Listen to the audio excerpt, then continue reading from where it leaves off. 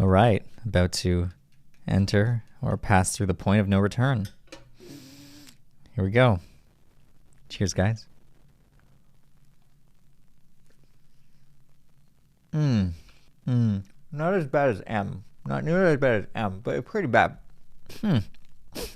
According to YouTube's guidelines shown here, videos which intend to educate are documentary by nature and do not glorify the use of drugs. Both abide by the community safety guidelines and are eligible for monetization.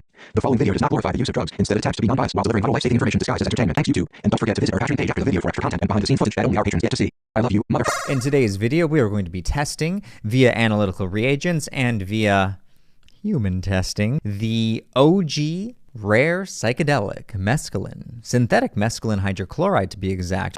And I have to preface this video by letting you guys all know, as always, I am creating this to keep you guys safe. This video has been made strictly for education and harm reduction. We do not recommend that anybody takes any compound. We are simply showcasing safe use measures to keep people safe. Thank you. And I don't want to be a broken record here like I always am in these videos and repeat what I've already repeated in many other videos. So if you want to learn more about what mescaline is, you can follow the link popping up somewhere here to another video where I already talked about what mescaline is. In a nutshell, mescaline is a phenethylamine drug. It's a psychedelic. It was one of the very first to get a lot of the late, great explorers involved in this field. It's what led Alexander Shulgin to, writing P-Cal phenethylamines I've known and loved, where he based most of his compounds off mescaline. For example, the 2C series, 2CB, are very similar in structure to mescaline. A lot of people say the experiences are somewhat similar, but mescaline really is like the grandfather of even psychedelics. Native Americans were using mescaline in the form of peyote or San Pedro cactus for thousands and thousands of years. The reason why it's so rare is because for a chemist to synthesize this, you don't get a very big yield, meaning you have to charge a lot of money for what essentially is like, I don't know, 1 or 2 trips, versus for the same amount of money, you could probably get more than 10 hits of acid. It's not very profitable for dealers to sell, which is why it's so hard to come by.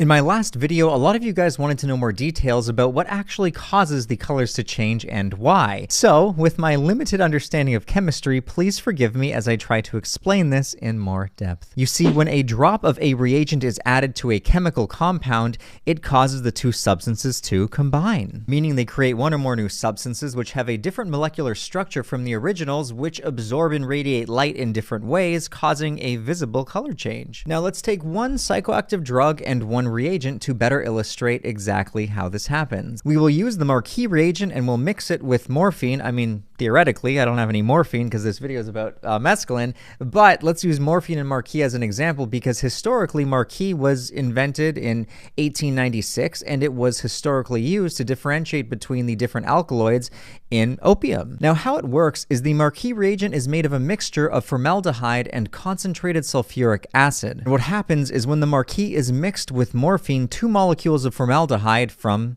the reagent and 2 molecules of morphine condense in the presence of the sulfuric acid to the dimeric product, which is pronated to the oxonium carbenzylum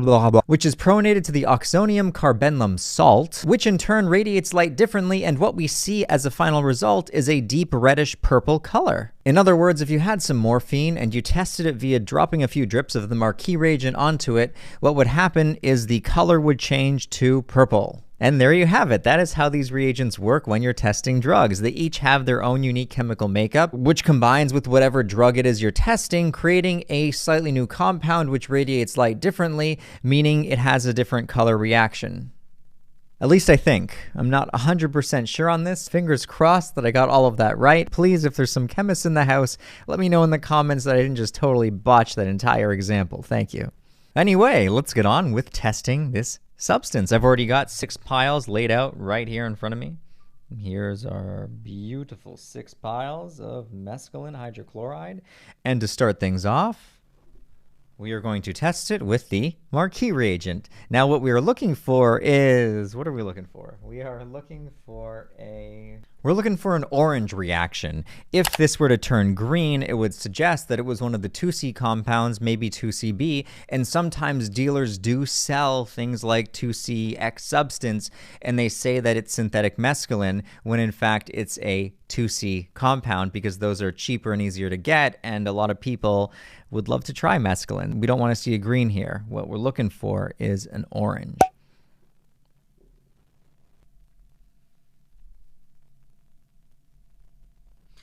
All right. Trying to hold this camera and do this at the same time is proving extremely difficult. Come on. There we go.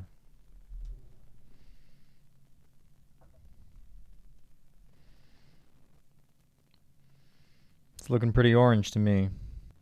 You can see even in the mist drops where there was like just some residue from making the piles, it started to turn orange in those. I'm gonna comfortably say that's orange. Moving on to good old mech, where we are looking for a dark brown to black reaction.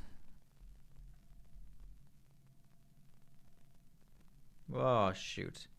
Clearly I suck at this. Yeah, instantly turned to dark brownish black.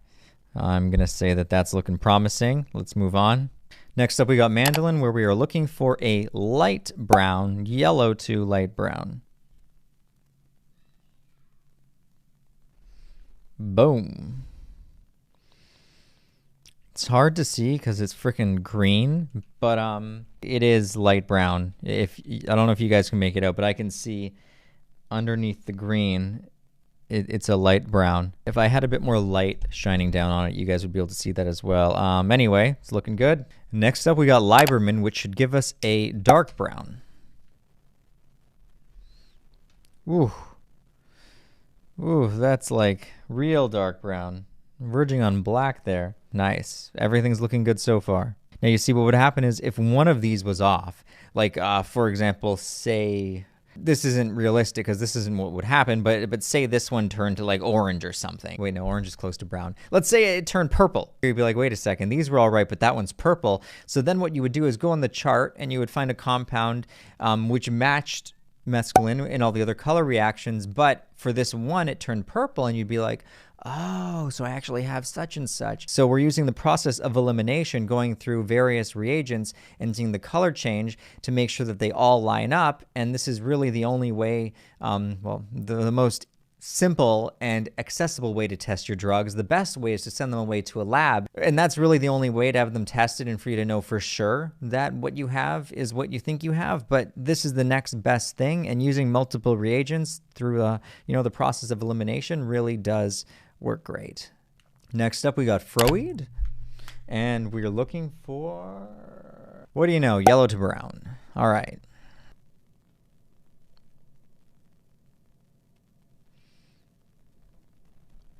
There we go. It's a little yellowish around the edges, and it's brown. Easy peasy lemon squeezy. It's all looking good. Last but not least, we have Simons. You got to do A and B, so A first, then B. And for Simons, we're looking for nothing. We should see no reaction. So it's one of those instances where if you do see it change, then that is a little suspicious.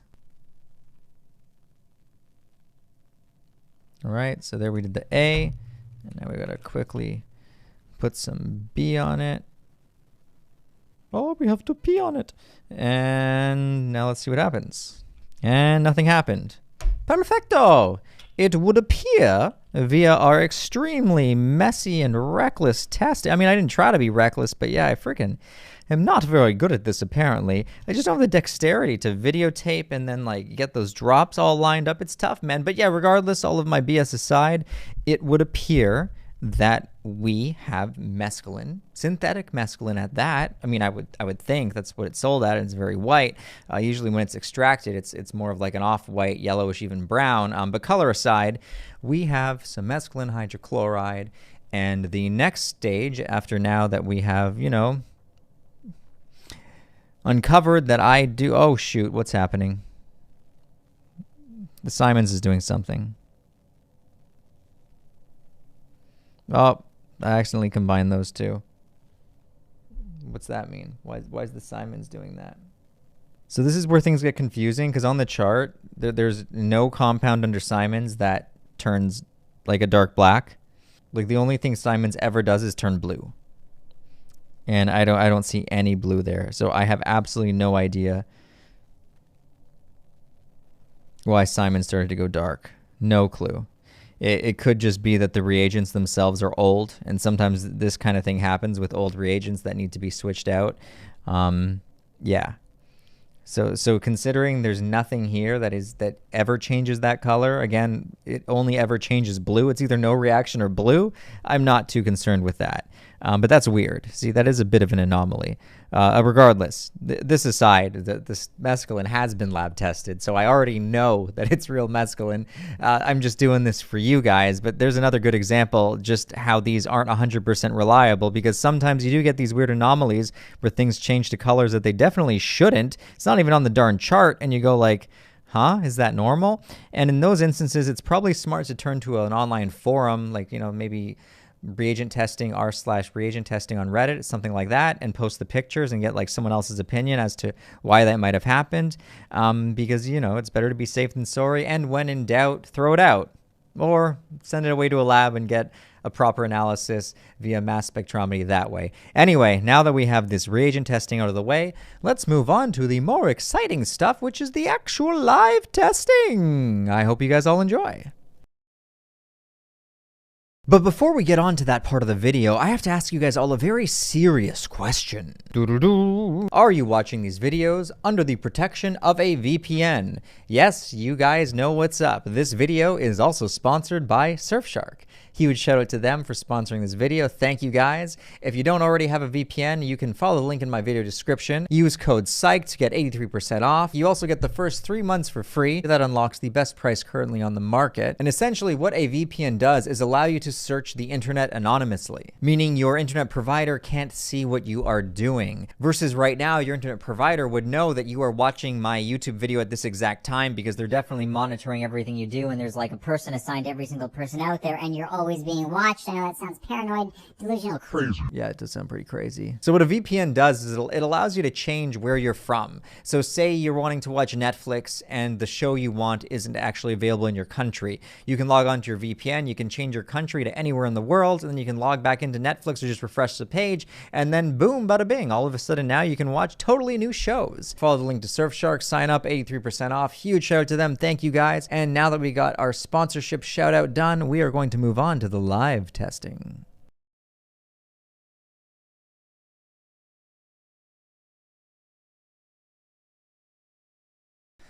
All right, guys, it is time for the exciting part of this video, the live testing. So the first thing I'm going to do is check my resting heart rate. To do a comparison, to make this, you know, somewhat scientific. Current heart rate is loading. This will tell us if I'm nervous right now or not. 59. So I'm a little bit nervous because my resting rate for the day is 41, which a lot of you guys commented in the last video that I think it was 47 that day, and you were like, wow, how's your heart rate so low? And it's largely because I'm a fucking athlete.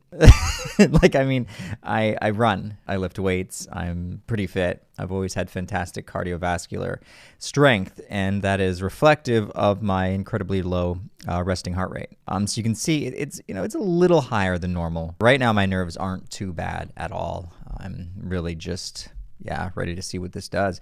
As for the dose, we've got it right here. So what you're looking at right here is 250 milligrams of mescaline hydrochloride, synthetic mescaline hydrochloride. There's two ways to get it. You can make it in a lab, or you can extract it from the cacti. This one is lab made. I don't know if that necessarily makes much of a difference, if any. It might suggest that there's less impurities in this. I know that this stuff is real freaking strong. In order to make this video as realistic to what an average dose is as possible, we are going to take the most average dose. But again, keep in mind, this is the average dose of something that is very pure and very potent, which kind of offsets the scale a little bit. Anyway, to ensure that it comes on a little bit faster, because mescaline is notorious for taking for freaking ever to come on, meaning the last time I had a real dose, it took over 3 hours for me to feel the effects. All right? So what we're going to do is we got some it was hot, now it's probably warm water here, and we are going to mix it in with this powder, and then I'm going to swish it around my mouth so I can allow it to absorb sublingually, meaning through those sensitive glands underneath my tongue,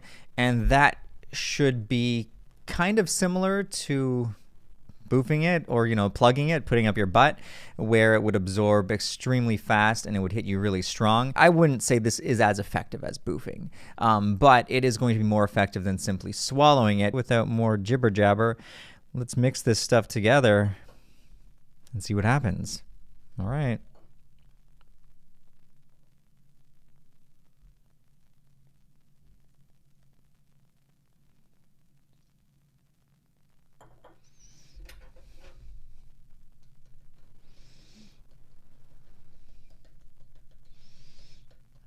Can't really do this with one hand. It's pretty much all mixed. There's a few little bits of powder still not mixed in there. But what I'm going to do is I'm going to pour this into my gullet. I'm going to swish it around, try to hold it as long as I can manage the bitter taste. And then after I swallow it, I'm going to throw a little bit more water in there, swish it around just to get everything, every last bit of crystalline powder that may be stuck to the recesses of this testing boat. All right, about to enter or pass through the point of no return. Here we go. Cheers, guys.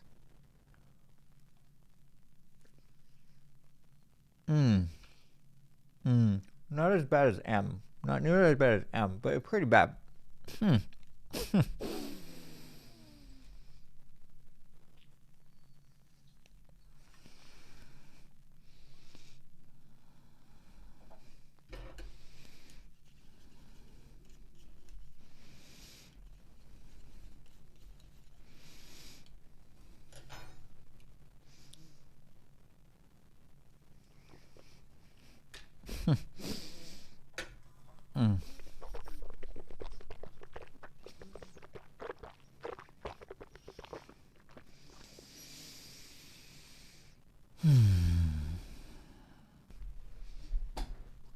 I could do this for a while.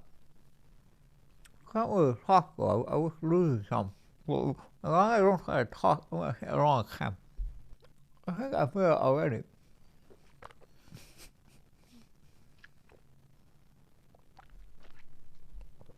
Cool.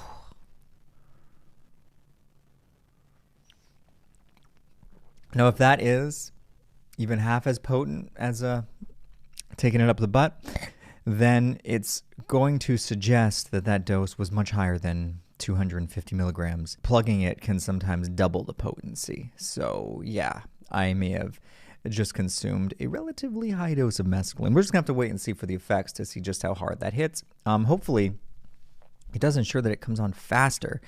It is currently 110. That is our starting point. And my resting heart rate is currently... I love this watch, man. Makes this so easy.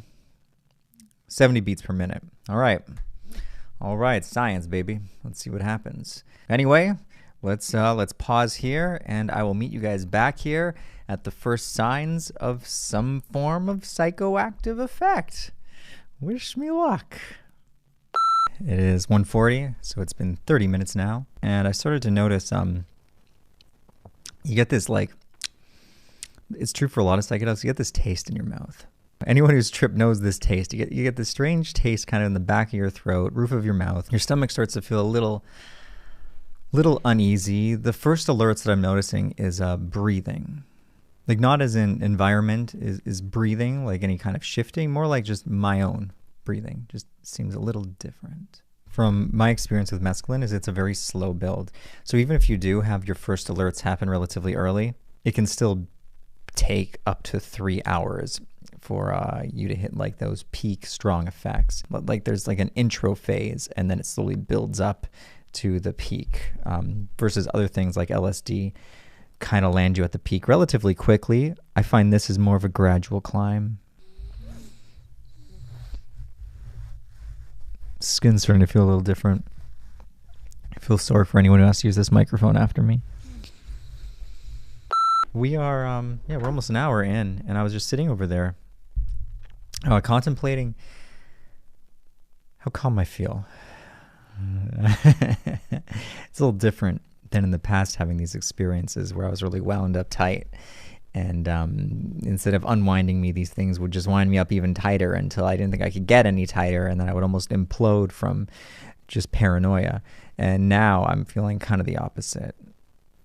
In fact, I was trying to think about things that would cause anxiety. So I was almost fishing for scared thoughts. And not necessarily the best thing you want to do, but I was contemplating why I used to have such a difficult time during these experiences. And I think that's very important to share because there aren't very few people out there who went like, I mean, there are, but not, sorry, let me say this clearly. There aren't a lot of people out there who are openly in the public eye discussing going into like the eye of evil, like diving headfirst into the darkness that these experiences can cause, and then subsequently making their way out of it and being able to have an experience again with superstitious, knock on wood, you know, being fine. A lot of us have these like these faux confident masks that we try to wear, and it's really just our form of running and hiding. It's not that we're trying to lie, we just don't know how to get through these insecurities. And it's like when people tell us just be confident, we translate that into, okay, so I got to fake it better, because we don't know any other way. You don't know what you don't know, man. Real confidence and comfort and being able to dive into your conscious mind and explore, it requires getting around that fake shield, not only dismantling it, but understanding what it is that we didn't know. Well, that's interesting. See, just talking about being calm, it brought my resting heart rate down. Visually speaking, my interpretation of light is a little altered. It looks like it's in the process of building, though. We're not really there yet. I was feeling a little nausea in my stomach, but just sitting down and breathing through it seems to work. Lots of saliva. That's what I feel. Lots of buildup in my mouth. The skin feels a little different. You notice I keep rubbing my face on this, and that's just because my skin feels different. It's kind of boring, you know? Like, what am I supposed to do? I'm just waiting. It's like I kind of want to eat something because I'm hungry. I'm always freaking hungry. Or like I have an exercise. I have to work out today, and I'm thinking like, okay, so now it's 2 o'clock. You should, it's after 2. I should be doing my exercising. But I'm trying to refrain from those types of activities at the moment as to not botch our experiment. Here we go. Hour and 20 minutes in. Tummy has I just ate a ginger candy. It helps. Actually, I found greatly ginger soothes the stomach. See? Words becoming a little choppier. Blah, blah, blah, blah, blah, blah, blah. It's a very gradual, slow build. It's almost like you're climbing a mountain and like you just keep stopping to take a break. Like eat a bar. You're like, yeah, I got to recuperate my energy. Then you throw your backpack on. You start trekking a little bit. Don't get very far, though, before you're like, all right, let's take another break. That's how this climb to the top of the actual effects index feels. Like, let's dive into these effects and see what it's got to show us. But we're just slowly meandering our way into them. I mean, I say that, yet I'm fully engulfed in something. Yeah. Almost seems like there's something wafting through the air. A very thick something. But you can't touch it. You can't even really see it. There's just something there. Perhaps it's simply an increase in saliva production. Oh, I'm noticing that light. That one. Yeah, I see you, light. I'm having my usual difficult time making eye contact with the camera. I find the camera to be this trippy looking cyclops, man. Often, even when it would almost appear as though I'm reading off something because I'm looking into the distance, but I'm not. I'm actually just staring at the 2 lights in front of me. One's got its light bulb on, the other one's got its light bulb off. I'm looking at the one that's off. And the camera's just in between those 2 light bulbs. And it's just like, why's that Cyclops got to be watching? I mean, I'm making something into something that it's not. So I'm just kind of playing around here because I'm bored and I'm trying to make this interesting. But I got to remember, don't give yourself too much time to edit because you got to edit this out fast. Woo!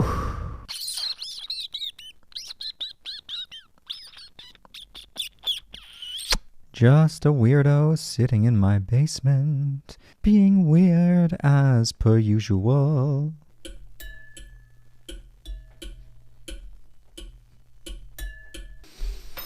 Simple mind, simple things.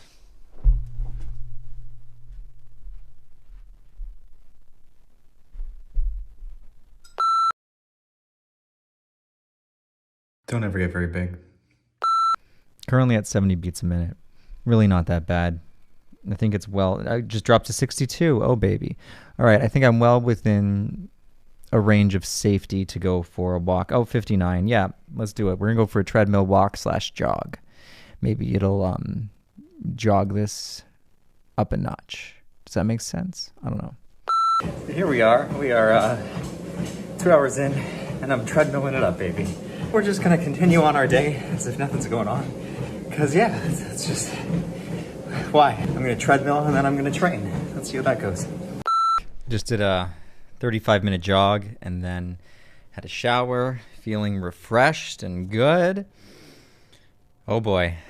We are currently at the infamous 3-hour mark. What is gonna happen? I'm kind of like anticipating. I think I have more experience with these compounds than I let on. I'm definitely like 100% feeling effects. My voice sounds different to me. Like hearing myself talk is weird. Very heightened senses. Like I can hear sounds that are far away as if they're really close. What I'm trying to say is I am definitely feeling effects. What I was trying to say is I'm feeling effects and you can't really tell because, well, I'll just continue talking and you'll figure it out. It's interesting when you come into these experiences from like practicing meditation for a while now. Like the goal of meditation is to, for lack of a better term, meditate always. It's not to like have these little moments when you're in a meditative state. It's to transition so that your brain always functions in that way in your day-to-day life. If you have a different goal to your meditation, then that's totally on you.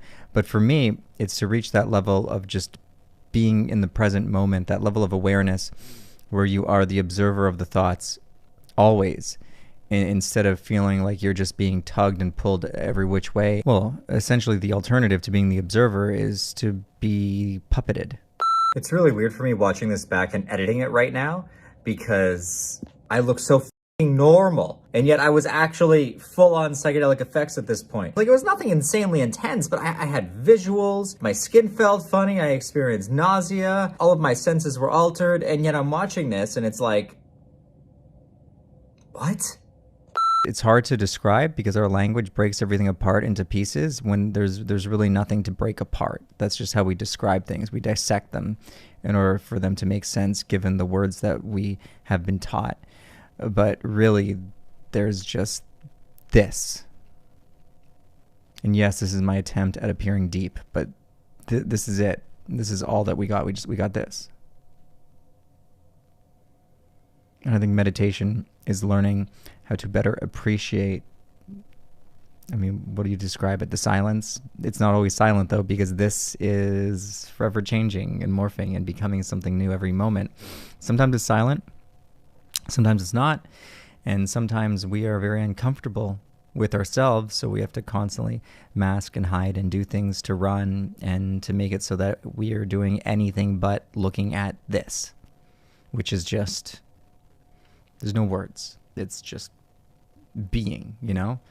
And when you practice meditation, what I think my ego thinks the goal is to better appreciate this and not feel like you have to run and hide, or moreover, not feel like you have to constantly change this. I'm one to talk, the guy who's changed his chemical makeup currently by being on a dose of mescaline is telling you that you shouldn't have to run and hide to change this. But what I wanted to ultimately say is it's interesting how much more put together I feel during these experiences now after a daily meditation. And it's not just the meditation, because you have to understand it's being, you start with meditating and then you're kind of like, I don't know what I'm doing. And then you transition to throughout your day, like you'll catch little glimpses where you're kind of like, aha, I see what you're doing there. You're putting yourself into it when you should be, could be, would be. Fucking language. I can't tell you what the goal to meditation is, but what being in that state frequently shows you is it's not much different, if any, from the state that psychedelics put you in. So then when you experience psychedelics, of course, keep in mind this is dose dependent. I'm on no form of a heroic dose here. We're on a very average dose. But then when you do experience these compounds, it's easier to just breathe and just kind of like roll with it, you know, ride the waves and accept this for being this.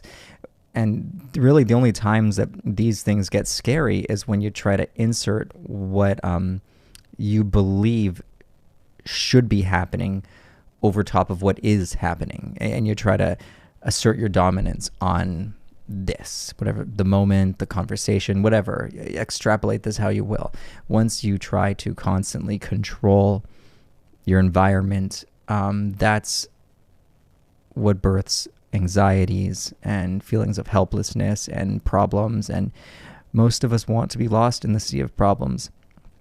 But when you zoom out and you see it as a sea that you're choosing to be lost in, whereas there's a lifeboat, you can jump aboard and you can be saved at any moment. Once you realize that you are the sea, the boat, the everything, you're like, so I'm not victim to the storm. How can the storm be victim to itself? You're both the storm and the thing being stormed on. Oh boy. Then you're like, this is interesting. And then in the beginning, it just kind of sounds like jibber jabber, like whatever. That sounds like an interesting concept, but you can't actually relate to it. It just sounds like a neat concept, but you can't actually put yourself in it. And when knowledge becomes wisdom is when you have experienced it and it kind of goes beyond the words, because anybody can read a script. You can be an actor and read a script and just spew words till you're fucking green in the face. You can spew words. Doesn't mean anything. Anyone can say anything. Anyone can say anything. Anything can say anyone. Oh boy. And then it's like, yeah, just whatever, man. Just whatever. But wisdom is when you've lived those experiences and you're trying to then turn them into words. And that is something that you just get from fucking up a lot. You get it from messing up a whole great deal and surviving those storms. Because when you start truly grasping this, what this is, then you're like, well, it changes you. And of course, you still find yourself victim to playing the role because it can be habitual, and that's what we're kind of here to do as well. We're here to play roles. Like, you kind of just can zoom out and you can see the play for the play, you know? Or maybe you don't know. Or maybe you do know. Or maybe I don't know. Maybe nobody knows. Maybe I'm just full of shit too. Who freaking cares? Because right now, I'm just watching the play, baby. I'm just watching. Observing. Taking it all in. And exhaling it all. And oh, would you look at that fancy spinning thing.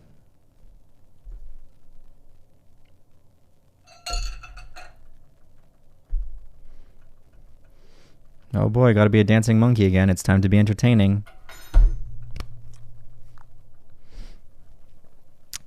Bullshit, man. Bullshit. Oh, you just put on the act of pretending to be annoyed?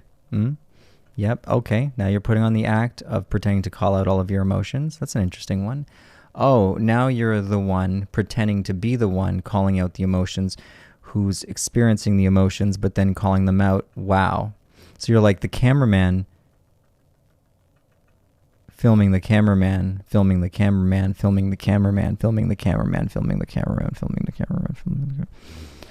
It's like looking into a mirror with another mirror behind you.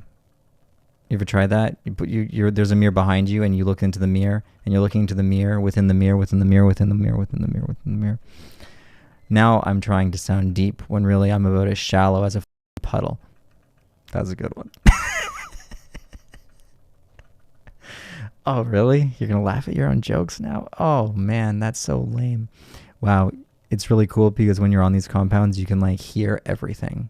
You can hear all the little parts chirping up and going, you can just hear them. But which one do you choose to align with? Oh, my goodness. What if you align with none of them? What happens then? That's interesting, huh? What happens when you align with none of them?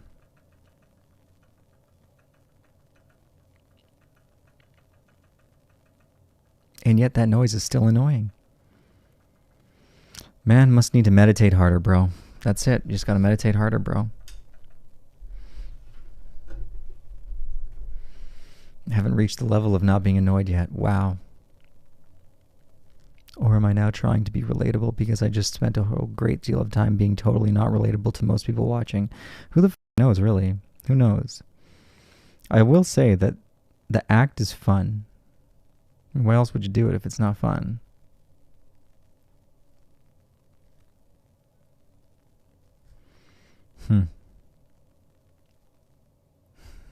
I can observe the various things that I want to say, and I can feel the feelings and reasons for saying them. In a like pulled out of the player kind of sense. It's fascinating, really. It's very fascinating.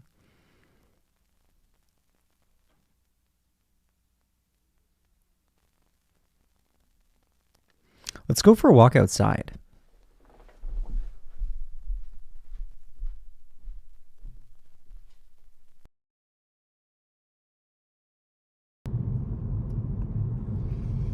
We're off for a walk. 4-hour mark now.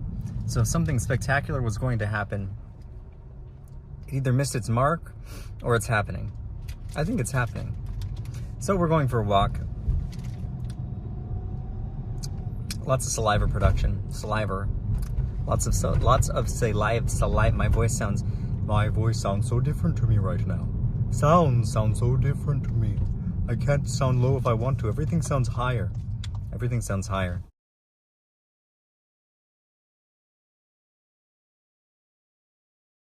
So here we are. This is the day after the mescaline experience. I'm still wearing the exact same shirt because I'm a filthy animal. And I'm over here trying to do some bench press, and holy crap do I feel weak. Oh my gosh, and I had the worst sleep last night. Absolute worst. And I mean that, no exaggeration. I woke up at 2 a.m. with a pounding headache, a migraine. Honestly, it was one of the worst headaches I've ever had in my life. It was so bad, I couldn't lay down. I had to walk around for 30 minutes, and I was exhausted at this point. And I had to walk because it hurt so bad. Finally fell asleep by sitting down because laying down hurt so bad. So I'm assuming the headache had to do with the experience. So these things aren't all freaking sunshine and rainbows, man. There's some tough shit. And like right now, I feel pretty drained. Keep in mind, I'm no stranger getting no sleep with kids and stuff. I'm always up in the middle of the night, constantly. So that's not a new thing for me. But the freaking headache was dreadful. And having no energy to exercise right now is pretty crummy. I feel like a weakling. Yeah, anyway, hope you guys all enjoyed this video. If you did, make sure you leave it with a big thumbs up, smash that like button, and make sure you subscribe and hit the bell. Like none of you guys hit the bell, and less than half of you who watch these are subscribed. So subscribe, hit the bell, show me some love over here, jeez. Big shout out to our patrons, love you guys. Gonna be posting some more behind the scenes content on Patreon soon. And yeah, shout out to Surfshark again. Thank you for sponsoring this wicked video. And I hope you guys all enjoy. And let me know in the comments below what substance you would like to see me test next. And please don't say meth or heroin because it's just not freaking happening. Maybe PCP though.